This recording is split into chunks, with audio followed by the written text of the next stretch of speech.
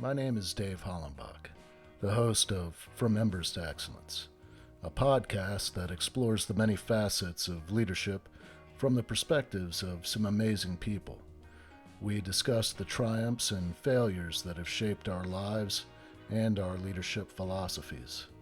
I've found that it isn't whether we fail that defines us, but when we do fail, how we respond. Leaders dust off the ashes and use their failures as fuel to work harder and as lessons to come back wiser and stronger, more resilient, more determined, and more committed to excellence. Today I'm speaking with Donna Peters, the author of the #1 international bestseller, Options Are Power: Career Strategies for High Performers Who Want a Life. She is the host of the Me Suite podcast. That's Me-Suite, SWITE. It was the 2021 finalist for both Best Business Podcast and People's Choice Award.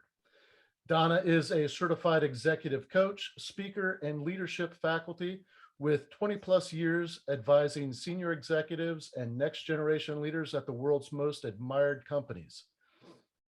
Donna acted professionally on stage, film, and stand-up for 10 years before pursuing an MBA at Cornell University. She became a senior partner and practice leader in management consulting. She helps driven professionals take control of the future they want to have. And Donna, I just want to say thank you so much for agreeing to this interview. And I'm just grateful that you were willing to come on and talk about your book and talk about your experiences. It's an honor to have you on. Thank you for having me, Dave. I think we have a little bit of a kindred spirit here, so I'm really looking forward to the dialogue. You know, from listening to other episodes that I always like to start with kind of laying the groundwork for where you're at right now, what kind of led you to this this pursuit. And you can't start at any better place than the beginning. So where were you born and raised, and what was your life like growing up? Yeah, I love that you start with this question, Dave, because I had a chance to work with Dr. Marjorie Blum, who is a psychologist, and she coaches business professionals. And she taught me the incredible power of what she calls family inheritances. And basically the fact that there is nothing that our leadership style has not been impacted by, given our family experiences and how we grew up. And so I love you making me reflect on that. So I grew up in Birmingham, Alabama, and my broader family still lives there. I grew up in a family business. My father owned a business that manufactured medical examination tables. So how specific is that? Yeah. But basically at his core, he was a woodworker. And so I have multiple pieces of furniture in my home that my father handcrafted with his own hands. I even have one piece of furniture in my home where he used the lumber from a tree that he had chopped down and then planed the lumber and turned it into a piece of furniture for me. But I grew up in that family business. So in the summers, I was using drill presses to drill holes into table legs. I was using staple guns to put the fake leather on the top of the tables. I wrote shipping labels when I was 4 or 5 years old, before you could print them off of a computer. And I think that was extremely formative for me. Just being around my parents who owned a business, and the way they talked about money, the way they talked about customers, the way I even saw my father teach a 19-year-old man how to read a calendar. He was a high school dropout who had come to work in my father's factory, and he had never been taught how to read a calendar. And he had to be taught that to learn how to ship on time. And all of these experiences, when I reflect on them, I can only imagine how much they impacted me, maybe for better or worse. It depends on what the experience was. But I have a tremendous amount of respect for what my parents had put together in the living that helped provide me as a child. And I think it was very formative in my leadership style. You have any siblings? I do. I have one younger brother. And so, of course, we have memories of each other working on the factory floor, sweeping, for example. We would have broom fights. It was freezing in this factory in the wintertime, and there was this enormous potbelly stove that would burn wood for heat. And when we were too little to be allowed to use power tools in the factory, we would just go over to the potbelly stove and spit on it and watch the spit evaporate, with the heat in the winter, just kids being kids. But I do. My family is very, very close. I'm very close with my brother even to this day, and I'm very fortunate for that.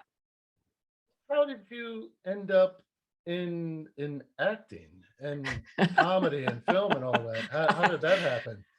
I am so sorry to say that the answer is maybe I have no idea. But in high school, I was not an athletic person, but I did excel in more the arts side of things. So I was active in the choir, and I would try out for plays. And that was more my extracurricular just as a regular high school kid. And then I started to get really into theater when I went to college. And again, it was an area where I excelled, just like everyone else is going to find another area where they tend to shine. That tended to be my area to shine. And when I was graduating from college, I thought I was going to go to law school and be some form of a defense attorney. I could see myself in a courtroom doing something like that.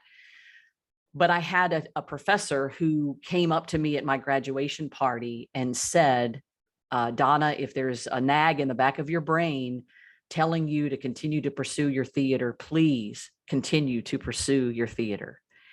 And that one professor at that one moment in time changed everything about the trajectory of the rest of my career.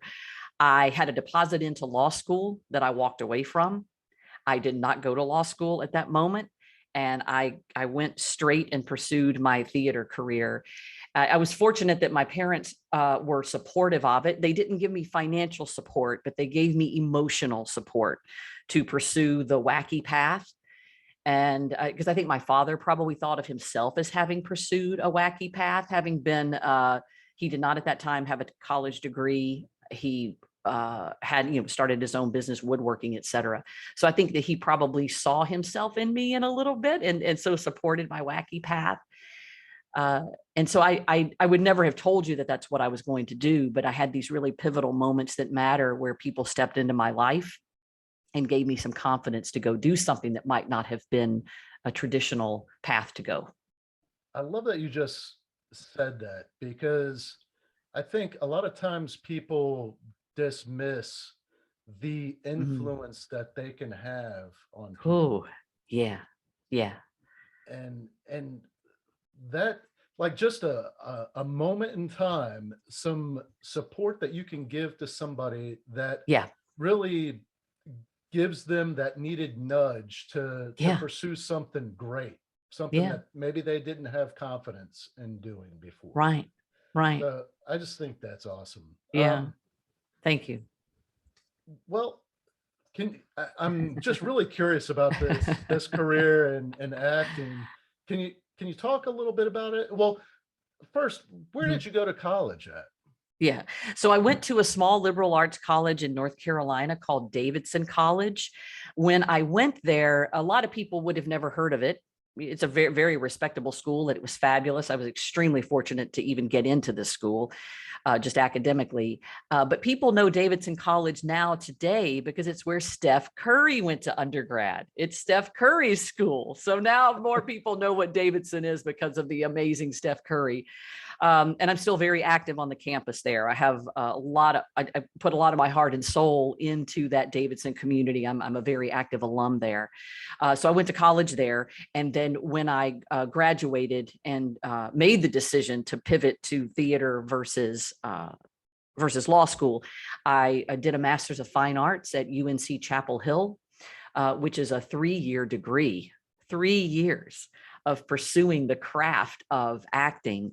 And at that time had a chance to perform professionally with the Playmakers Repertory Theater. And then that launched, everything from there. And it's an amazing skill set to build.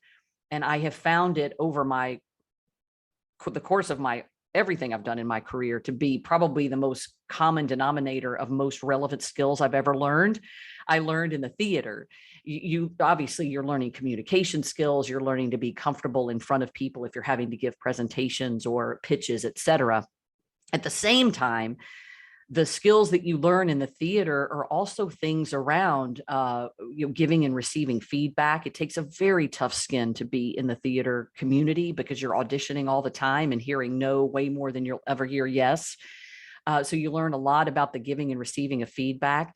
And just like anybody that's very active in sports, or maybe you, Dave, with your teaming experience working in the fire department in such a high risk environment, the teaming experience in theater is like nothing you've ever experienced. What the teamwork required to pull a stage performance together and have that trust and reliance on another person. Only the other person can say the other person's lines. I can't say your lines for you. You're another character altogether. I can't be your character. It's not like I can go pick up your slack, right? So the ability, that teaming experience, the communications experience, just the whole, building confidence and comfort in your skin. If there is anyone listening here themselves or has a child that is interested in theater, please support them. It doesn't mean they have to go be a starving artist the rest of their lives, but just the fundamental skills and experiences that it builds, I believe, go in the category of life skills. So I do try to nurture that in young people and encourage it. Again, another thing that, so my daughter, she's 15 now, but there was, and I don't know if I'm sure it's probably an international program, but Disney Kids, there's like, they put on shorter versions of Disney classics, but at schools. And so when my daughter was in elementary school, she tried out for the Jungle Book and for the Lion King. Oh yeah. And she actually landed a role in the Jungle Book as can't remember the name of the snake, but that was funny. And then the next year she was Timon in the Lion King, which is that's amazing, a big role. And good for her. She did amazing. Like the very first night, the opening night, when she started singing, I was like, holy crap, she can sing too. Are you my kid? But it was great. Like I can resonate with that because I've never acted. I've never done anything like that. So seeing her do that and seeing the confidence that she developed just through that experience was incredible. So I'm 100% on board with that idea. Like that's, I never really thought of it that way. Yeah, well, tell her congratulations. That was an enormous win. But and whether she does that ever again, it won't matter. She's gone out there and gotten that experience and really pushed herself to the limits of her fears. The amazing preparation that goes into learning your lines, the amazing intensity and focus of attention that it takes to be backstage and keep your attention to enter at the right time and be on cue. All of those are life skills that I just love seeing supported and nurtured in young people, and they'll serve you the rest of your life, whether you do it for a living or not.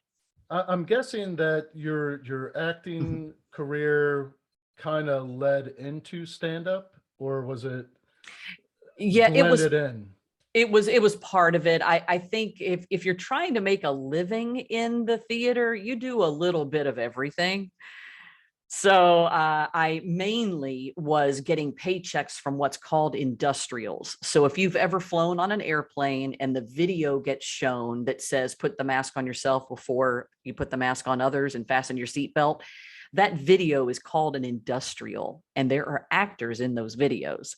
And so that's a mainstream way for a lot of professional actors to make a living. You do basically training videos for corporations. I did have a chance to do a George Lucas movie and work with George Lucas for a couple of months. It's called Radio Land Murders. I'm sorry, George, it's not your best work. No offense, but it was an amazing experience. And then mostly did stage. Stage was more my thing. But I loved it. I was fortunate to have a chance to have it be a living for a very long time. And then I decided, and again, I wish I had this perfect planful answer, but I don't. But I did decide that I wanted to be in business. And maybe that was because of the way I grew up in my family business. I knew I had business sensibilities. I also knew that being a professional actor for so long, I basically was running my own business. That's entrepreneurism. When you're an actor, you're an entrepreneur, right? You're out there running your own business. But I wanted to take it to a different scale. And I made a decision to go to business school to basically hit a reset button, to use those new earned skills to get more properly into business. And then once I did, I started to realize how relevant and differentiating my theater skills had been. And so I tried as much as I could, although I did not get this right many, many times. I tried to live at the intersection of my MFA and my MBA in my business career, because more and more I started to realize how important the executive presence, the ability to story tell, the ability to basically improv and be comfortable in uncertain situations. More and more that became a differentiating skill for me that I never would have appreciated years back, when I was in a Shakespeare play. So was there any defining moment that you said, all right, I'm gonna go to Cornell and I'm gonna make something of Yeah, I think it was, if I had become Meryl Streep and had been, getting major parts in movies, maybe I would have felt very, very differently. But I was able to make a living in the theater. And if you think of any theater, any actor that they tend to do the same thing over and over. And I had played the same role in the same play for different theaters 3 times in a row. And while that allowed me to make a living doing it, it wasn't terribly exciting the third time. And it gets a little boring, just like anybody changes jobs. Lots of people change jobs, lots of people change industries, lots of people make a shift. And I did no different. My shift just seemed more, pun intended, dramatic. My shift from theater to business may have seemed a little more incongruous to a lot of people, but in my mind, it made complete total sense.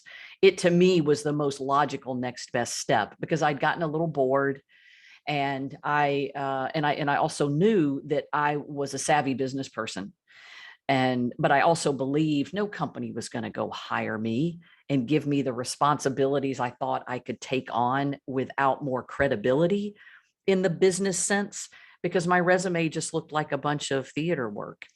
So rightly or wrongly, I chose to have an MBA on my resume as a reset button. And a lot of people use MBAs in that way.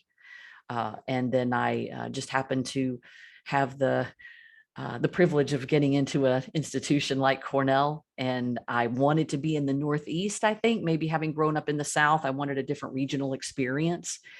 And again, it changed everything. I mean, just being able to say I'm part of an alumni community like Cornell is just an amazing privilege. Let's talk a little bit about where you're at right now, career-wise, and maybe what led you to write your book and Yeah. led you to doing your podcast.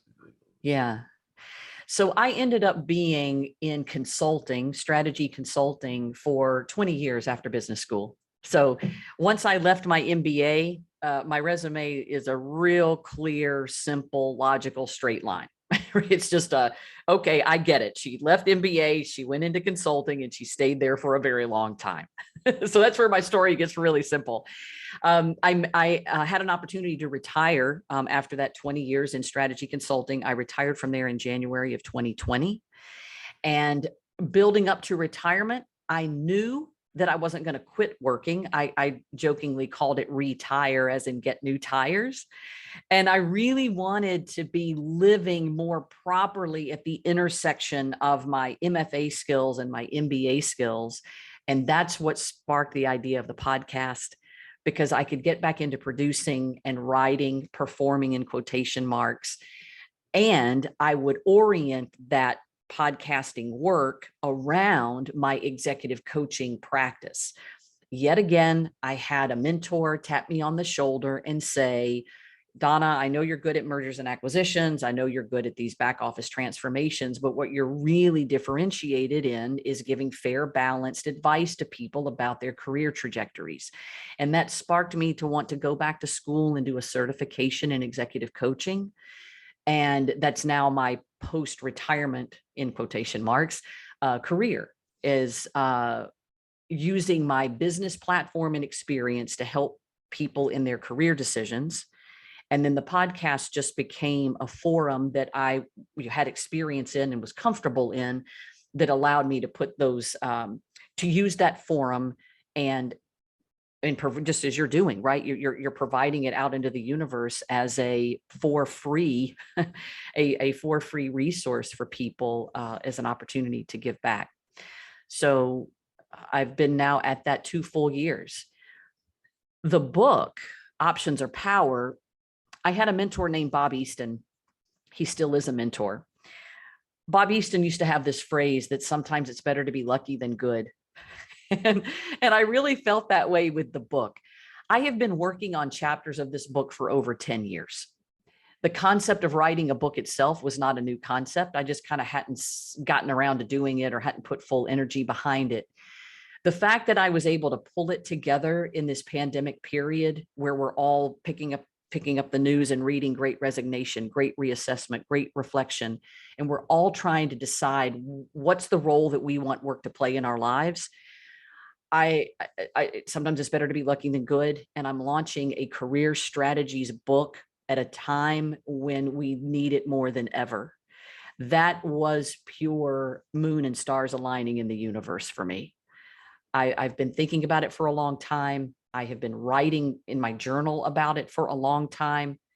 I now have this certification in neuroscience to back it up with more data. And then, lo and behold, the pandemic happened. So if I can help people through this during this pandemic period, that's even all the more amazing. But the book had been in the works for a very long time. I just finally got around to doing it. Could you walk us through the key points in your book? Yeah. And maybe I'm really curious about the strategy part. Yeah. So if we could talk a little bit about that, that'd be great. Yeah, wonderful. Well, thank you for asking, as I have a lot of passion around it. Please interrupt me if you want me to go in different directions. I'm going to be watching for your physical cues if you want me to take this in a different direction. Okay. So the title is called Options Are Power. And the reason is because in neuroscience, we know that when we feel trapped and when we're not in control, the brain takes us into a very negative place. The basal ganglia part of our brain is the part of the brain that's more autopilot.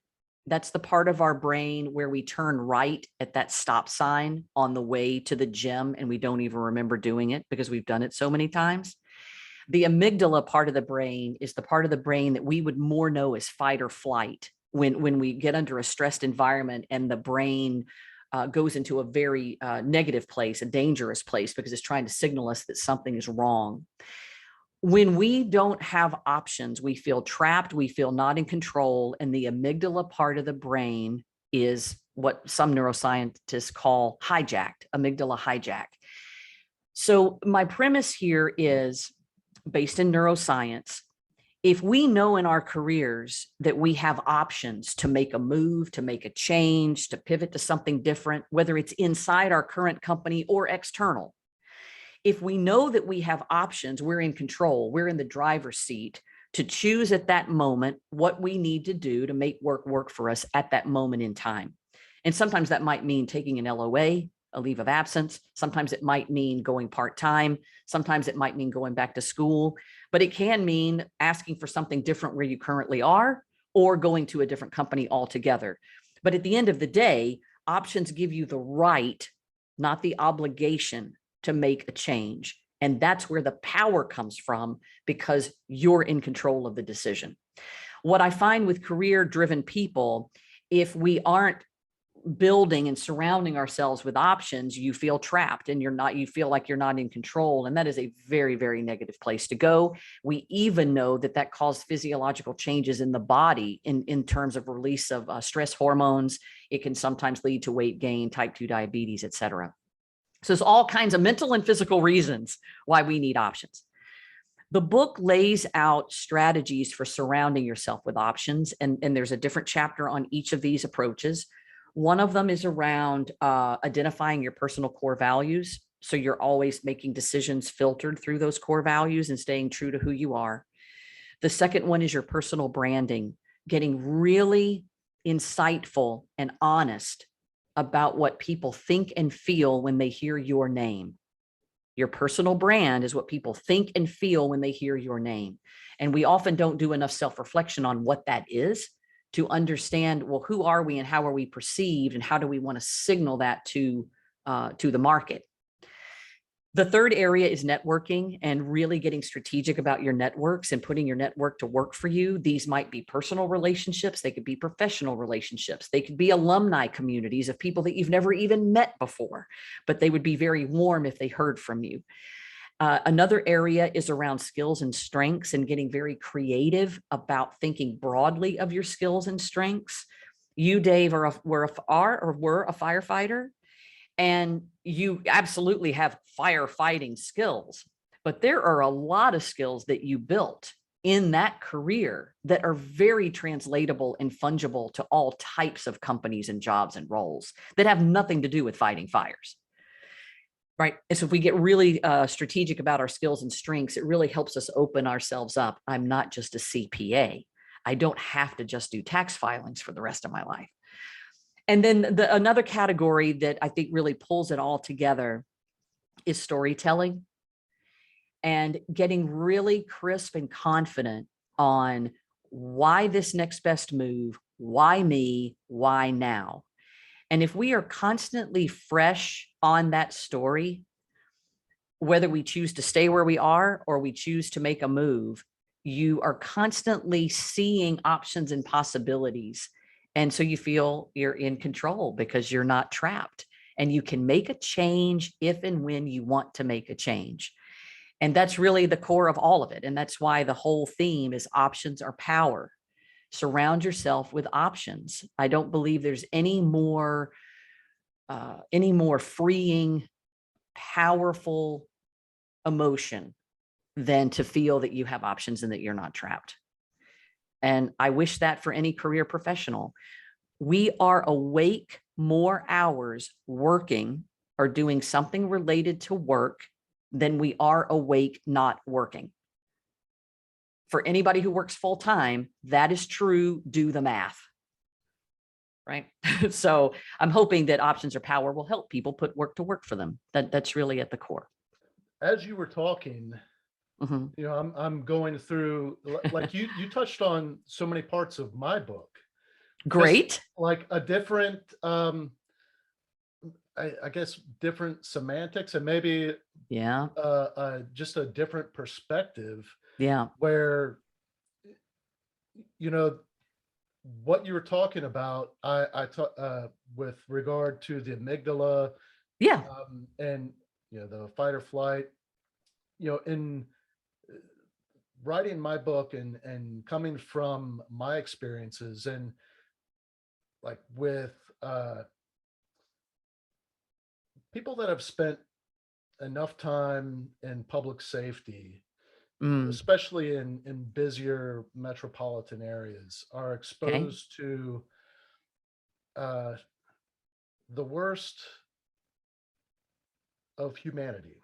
You see things that what other people are capable of doing to other people, and really how broken a body can become. Wow. And so what you end up with is a lot of professional firefighters, law enforcement that are struggling with PTSD. Okay. Which is a heightened state of awareness. You end up in that fight or flight mode. Yeah. your body's releasing those stress hormones Mm-hmm. more frequently for less reason. And it can be difficult to Mm. make sound decisions, Yeah. like, Yeah. and that feeling of loss of control Yes. is really, I think, plays a big part in PTSD. Yes. So when when you are struggling with PTSD and you're in a culture that stigmatizes, like, you're not going to come forward Mm-hmm. unless you're like really, really in dire straits. Yeah. When if you address it early on, it would probably be less impactful. Well, when I talk about my experiences in the book, I talk about these moments where my judgment, my decision making skills were Uh, not the best. And uh-huh. I learned some valuable lessons. Yeah. But when you have this idea that if you can set yourself up and have a mindset that this is my ultimate end goal, my end state, and work Mm-hmm. back from there, and you'll see that there are so many different paths to get to there. It's Uh-huh. not just the one that you're on. Yeah. And realizing that there are choices. Yeah. So we kind of come at it from different angles, Uh-huh. but ultimately we're saying pretty much the same thing. And having that awareness that it's not just one path, and Right. the the occupation or the career that you're in right now is not Right. your identity. Aha. Yeah. That, and Yes. Yes. realizing and defining who Mhm. you are at a Yeah. core level Yeah. is so important to that sense of control, Yeah. where, yeah, maybe s- some event or uh, the economics or whatever can cause you to take a different path. It may seem like you're not in control, but you have that power within you to take control of that situation Yes. and say, okay, well, yeah, I'm no longer able to follow this path. I'll take this path.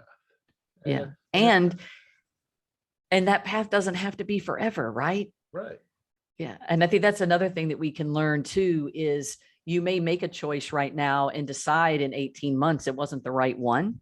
Okay. Change again. yeah, Yeah. yeah. Now, it's so reassuring to talk with people that have come to the same or similar conclusions, where Mm-hmm. I've put a lot of time and effort in my research, and like I studied a lot of Yes. philosophy, and so it's really, I mean, it's wisdom that has existed for Yeah. millennia, and Yeah. uh, the fact that that we can now root it in science. It's Right. not just some guy from The ancient woo Greece. woo. Yeah, Yeah. Yeah.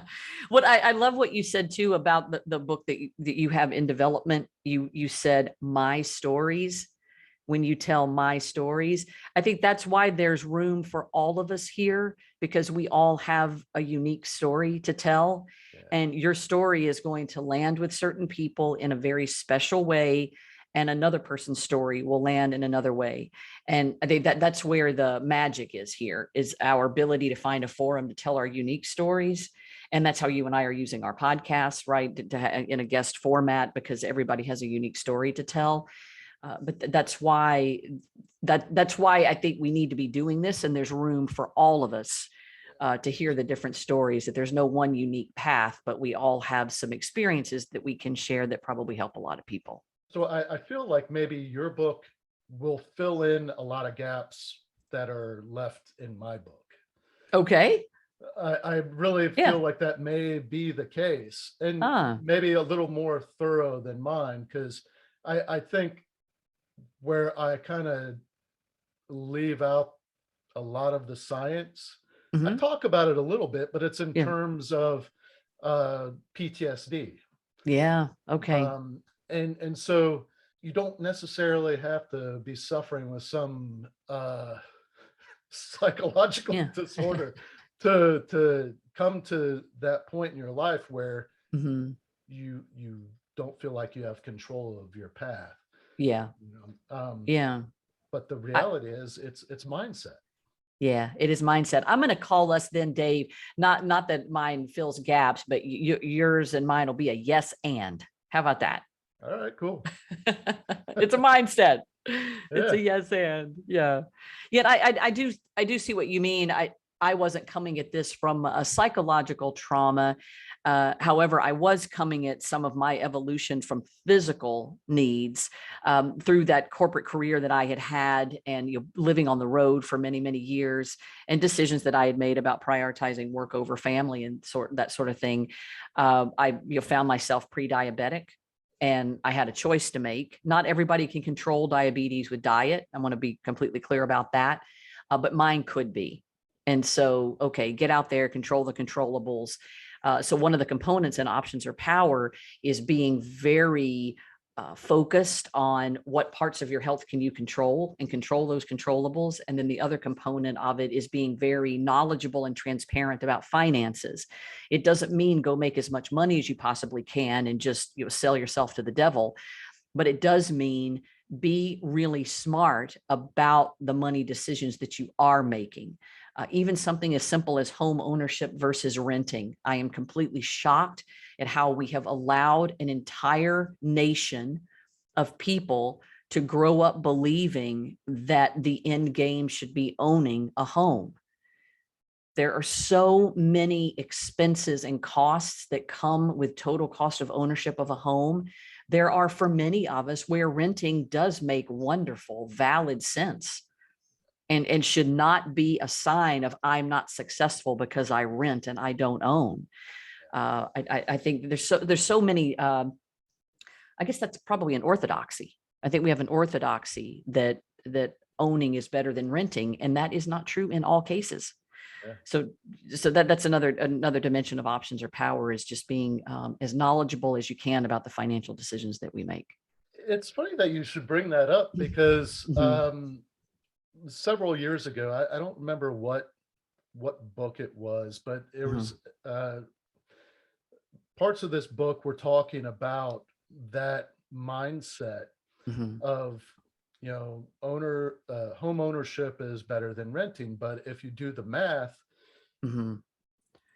it's a lot better financially if you like to move, if you're not Mhm. planning on staying in one spot for 30 years or Yeah. whatever. Yeah. Renting is probably more financially savvy. Yeah.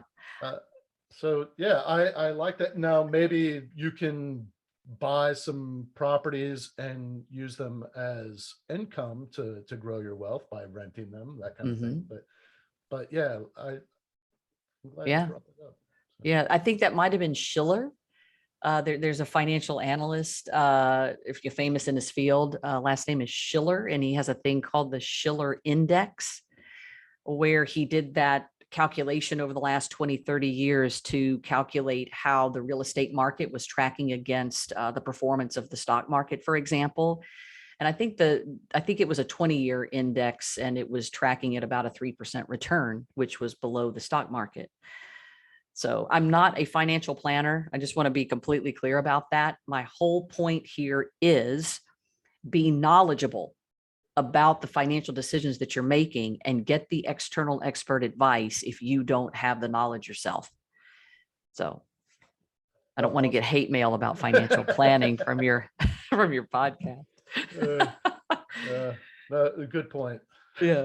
Yeah. Caveat. Uh, so I'd like to get a little more information on Mhm. the strategy Mhm. portion. Like you Yeah. said that you did 20 years consulting Yeah. and really focused on career strategies. Hmm.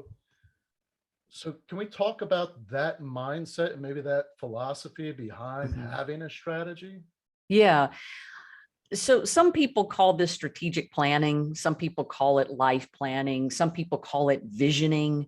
There's lots of different words that I hear for people when they talk about how they want to chart a path for where they're going in the next 3, 5, 10, 15 years. And regardless of the time frame you want to be using or the words that you want to be using, the point is be intentional and be clear and honest with yourself about what you're really seeking. And let me give you some examples. I have some clients who will come to me and say, I know that I want to progress to be in the C-suite of a company, meaning C like chief financial officer, chief marketing officer, et cetera. I just know that I want to work towards those promotions to be C-suite in a company. And then there are other people who say, well, I don't care about the title, but I need to be making this amount of money for my financial plan to retire at 55 or 60 or whatever goal they've given themselves. And sometimes those sound like a great initial plan, but when they start to be tested, they kind of fall apart if the person hasn't done a lot of self-reflection. For example, when I have people with multiple job offers and they tell me, Donna, it's not about the money. I really want to go for the title right now. The moment a higher paying offer comes across, it sometimes becomes all about the money and not about the title. This isn't wrong. It's not bad. I'm not passing judgment. I'm just holding up a mirror to say, you're not being completely true to yourself about what has primacy for you right now. What has primacy for you right now? Is it your career? Is it your finances? Is it your family? Is it your personal growth? Is it your health? What is it? And be really, really honest with yourself, because if you're not, then it's really hard to have a strategy. Having a strategy, really at its core, having a strategy means knowing what to say no to. And I like to put that lens on our career decisions, because that's mainly where I coach, is around career coaching, recognizing that we're working more awake hours than not. So get really, really clear on what you really want and what really has primacy for you at this moment in your life, because then you know what to say no to. And whether this will change. So for some people, your primacy may change in 6, 12 months. For some people, primacy may not change for 3 or 5 months. But you can imagine really monumental moments in lives will change your primacy. Getting a divorce, having a child, death of a parent, a significant illness in the family. A lot of those really pivotal moments will change what has primacy for you at any given moment in time. And I highly encourage people to have, just like businesses, just like C-suite leaders, at least quarterly revisit your strategic plan or your vision or your life plan, just to check in on what may have changed that will adjust your primacy. Does that make sense? Yeah, absolutely. Yeah. And quarterly is probably a good time to check in. And then I also, if you're in a relationship, I recommend that you do that with your partner, because it really does take two to make that work. If you're sharing a household together, it's really hard for me to meet my financial goals if my partner out there has hidden credit cards, as an example, right? So if you are a family unit, I do recommend you bring the family into that strategic planning, that visioning, that life planning. But that's mainly what I meant by strategies. Does that help? Yeah, yeah, Yeah. absolutely. Yeah, no, I what's interesting with, I talked about my book a little bit earlier with you before Yeah. we were recording. Hmm. The title, I have grand strategy in there, and what that Yeah. comes from is I did uh, a lot of research, and I really enjoy reading philosophy. Well, at some point, I came across the grand strategy program at Yale Ah, and read some of the books that were written by the founders of that program, okay. and then ended up finding a book written by a woman who uh, sat in on that course at Yale, I guess audited it for 2 or 3 years and wrote a book on it, which actually is a lot more detailed than what was written by the founders. So, Amazing. Yeah. and it is a really good book. I believe I have it on my website. Great. But the point of it is that the grand strategy program came about when these professors at Yale were like, we're turning out these graduates that are moving into government, moving into executive positions in large corporations that really shape our country, our national mindset, our national security, Mhm. and they're taking on these leadership roles without the required leadership skills Oh, yeah. and the critical thinking required of those positions. Yeah. And the way that you gain that most effectively is learning from history, Yes. learning how world leaders from the past may have fumbled or succeeded. Yeah. And so they start off, reading works like The Art of War or Mhm. The Prince by Machiavelli or Mhm. On War by Clausewitz. These books on strategy, and then they game it, Uh-huh. where students take on roles Yeah. within the government or within an organization or something like that, where they're having to make hypothetical real world decisions Yeah. on a much like a really large scale. Yeah. Like a simulation, Right. right? Yeah. Hmm. So when I was looking at this, you're the lessons learned in ancient history may not translate exactly, but the critical thinking skills of how you view this government's response to your action, or Hmm. like being able to like game it out 3 4 steps ahead, Yeah. can actually open up your vision to different paths. Well, if they do this, Yeah. then I can do this. Yes. And so having that kind of mindset, I was like, wow, you could really apply that to your life. Yeah. If Scenario you planning. if you know Hmm. where you want to be Yeah. when you're looking back on your life, like who you want to be viewed as, Yeah. like the way, Love it. and this was an exercise that I, in some uh workshop I was in, where the author of this book was the speaker, and Hmm. he basically talks about taking a sheet of paper and writing your eulogy Hmm. as well. One, like, if you were to die tomorrow, realistically, what would people say Yeah. about you? Yeah. And then you write one of like 20 years from now, what do you want people to say about you? How do Yeah. you want to be remembered? Yeah. And so how do you get there? Yeah. Like, is the path that you're on really going to get you to that kind of legacy? Right. And I feel like if you can set the bar ahead of time and game out the different scenarios, Hmm. because we never know what life is going to bring. There are so many things that we do not have control over. Yeah. So being able to like have a grand strategy for your life gives you choices, and choices are power. Yeah. I love this, Dave. The thing that you said about we can't map everything out and we're not in control of everything. That really is at the heart of this. You may work for a company today that gets acquired tomorrow and your entire division is eliminated. Right. That doesn't mean you're a bad person, doesn't mean you're not hireable, but it sure does mean you need some options.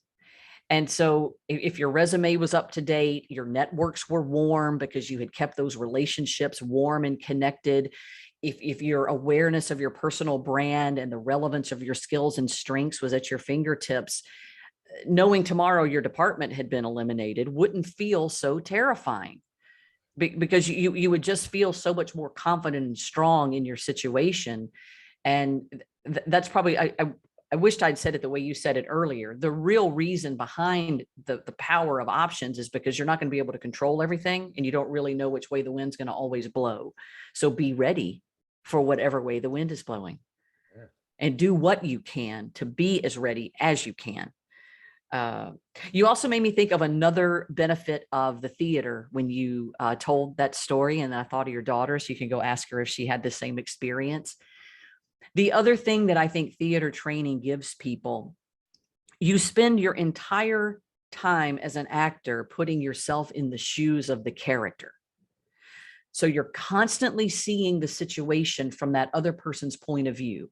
It doesn't mean you agree with them. It doesn't mean you share their values. It doesn't mean you would have done it the same way, but you have to appreciate why they think as they do, why they use the words they do, why they made the decisions that they did. In order to appropriately portray the character, you have to understand them, not judge them. And that is that ability to see a situation earnestly from another person's point of view is another really, really powerful skill here, that I think is also another thing to be, to be learned, and why I encourage people to nurture it. It's also a skill that I help people when they're preparing even for job interviews. Put yourself in the shoes of the interviewer, right? What can you learn about the interviewer to see a situation from their point of view? It just helps with all of the human connection, the empathy that we started talking about. Yeah. How could Anthony Hopkins win an Oscar for portraying Hannibal Lecter in Silence of the Lambs? He made that character somewhat empathetic and charming. He could not have done that if he wasn't, really trying to see the situation from that twisted person's point of view. Right. If he portrayed the character judging them the whole time, then we wouldn't have had any sort of an emotional connection to that character, good, bad, or indifferent. Right. So anyway, a little bit of a tangent, but related. Yeah, no, I want to really touch on that empathy part, because in another interview, it was the same thing was kind of brought up, where empathy isn't putting yourself in somebody else's shoes so you can like understand it and like, almost dismiss their behavior as like, well, that's understandable given these circumstances. Oh, no, yeah. It's understanding them, but you still have to, while like, especially in a leadership position, it's important to be able to empathize with the people that you're leading, so that you can better communicate with them, not excuse them. If they make poor decisions, you still have to hold them accountable, but you can understand and relate. And maybe that, to me, that's an important component, because I think a lot of times, in my experience, people that I've worked with in the fire service, that empathy component, I think, gets confused with excusing behavior. And it's, that's not it at all. Yeah, you can have empathy and still keep very high standards. Yes, absolutely. Yeah, I love that too. So I want to thank you again for coming on here. I feel like we've covered a lot of ground. Is there anything that we didn't touch on that you feel is important to leave the listeners with? Yeah, thank you for asking, Dave. The one thing I would offer to everyone, because it is a free resource, just as you are giving this resource out to the universe, my podcast called The Me Suite, which is also the name of my coaching business, but the podcast is a free resource and it's interview based. So every episode is a different interview with a different career-driven person who's trying to make work for them. Right, at putting work to work for us. They come from all different industries, different geographies across the globe, different levels in an organization. I think my youngest interviewee is 23 and my oldest is 63. So there's a little bit in there for everyone to help meet you where you are. If you are either stuck or at a crossroads are wanting more from your career. So I would just encourage people to check it out. It's an investment in yourself that doesn't cost any money, just a little bit of time. And again, it's called the Me Suite. And I would encourage any feedback or any recommendations on topics. If people want to hear different interview topics, I welcome that feedback too. Yeah. And you can find your podcast and your book on your website, right? I sure can. And the podcast is on all podcast platforms. Also, it can be anywhere. The book is on Amazon. The only thing that's a little weird, and you'll have it in the show notes, it's called the Me Suite, and suite is spelled like executive suite, SUITE, not sweet like candy. So it's the Me Suite, a play on C-suite. Right. Yeah.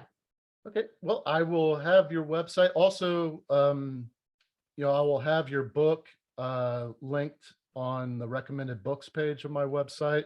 So, if people that aren't familiar with you, that haven't seen this episode, they'll be able to go there. But I just really enjoyed this conversation. I want to thank you so much for coming on and sharing with the audience. And I'm thrilled that we were able to have this conversation. So thank you. I'm glad to have connected, and thank you for what you're doing for the universe, Dave. Thank you. Yeah, back at you. Thank you for listening to this episode of From Embers to Excellence. Please like and subscribe to my YouTube channel. Follow me on your favorite podcast platform and visit hollenbachleadership.com for additional content. My goal is and always will be to add value to as many people as possible. So if I can be of any assistance to you or someone you know, please connect with me via email or on one of my social media accounts, linked on the homepage of my website. Remember, our failures don't define us unless we let them, and the only true measure of a leader is the success of their team.